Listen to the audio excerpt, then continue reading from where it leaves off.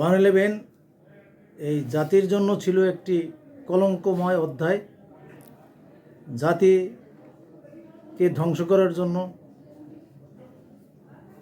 বহির্বিশ্বের দ্বারা প্রভাবিত হইয়া আমাদের জাতীয়তাবাদী দল বিএনপির অভিভাবক বেগম খালেদা জিয়াকে গ্রেপ্তার করা হয়। পাশাপাশি আমাদের বর্তমান ভারপ্রাপ্ত চেয়ারম্যানকেও গ্রেপ্তার করা হয়। গ্রেপ্তার করে ভারপ্রাপ্ত চেয়ারম্যানকে এবং আমাদের ভারপ্রাপ্ত চেয়ারম্যান জনাব তারেক রহমানকে গ্রেপ্তার করা হয়েছিল। কিন্তু দুঃখের বিষয়, গ্রেপ্তার করে তারা অমানসিক নির্যাতন করেছে এবং আদালতে নিয়ে এসেছে। তখন এই মইনি ও ফখরুদ্দিনের দুঃশাসনের প্রেতাত্মারা কাউকে আদালতে আসতে দেয় নাই।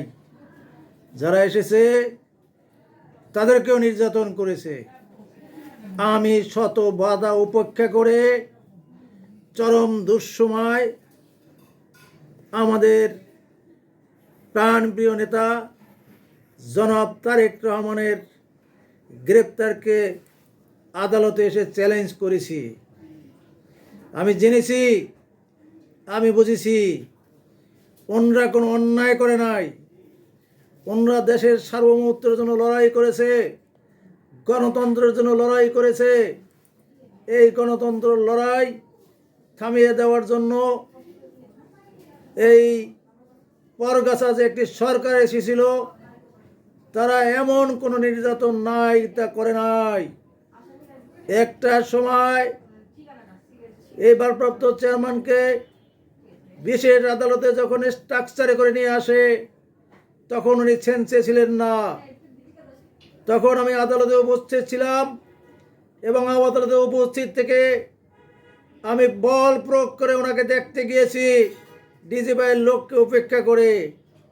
তখন দেখি যে কোনো রকম উনি তাকাতে পারে। সে নিষ্ঠুর কাহিনী বর্ণনা করতে গেলে আজও আমার কান্না আসে। তাই কথাটাই আমি এভাবে বলতে চাই, উনি আজও পুরোপুরি সুস্থ হয়েছে কিনা আমি জানি না।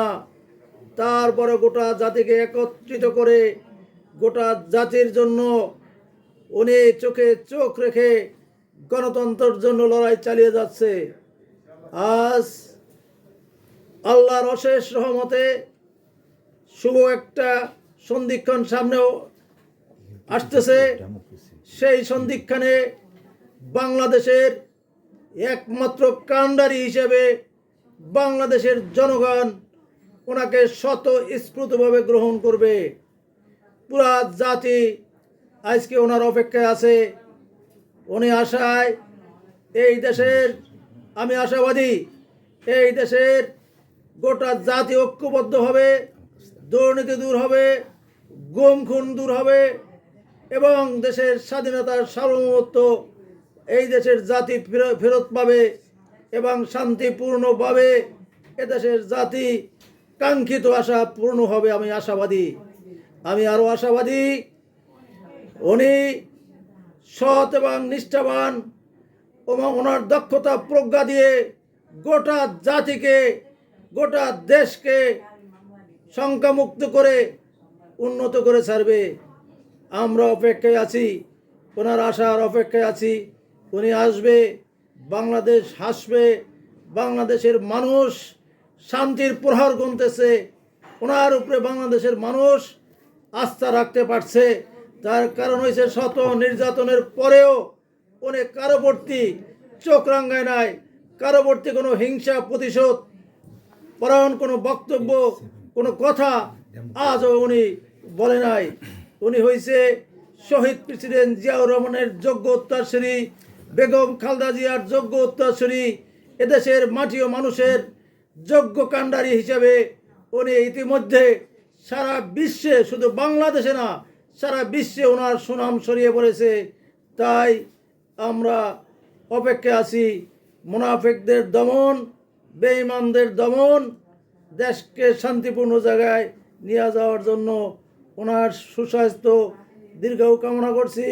বেগম খালেদা জিয়ার পরিপূর্ণ সুস্থতা কামনা করছি এবং শহীদ জিয়ার বিএনপি পরিবারের প্রত্যেকের সুস্বাস্থ্য দীর্ঘায়ু কামনা করছি এবং আল্লাহ যেন ওনাদেরকে হেফাজত করে এই কামনা করে আমি এখানে আমার কথা দুটি মিডিয়ার কাছে পেশ করলাম।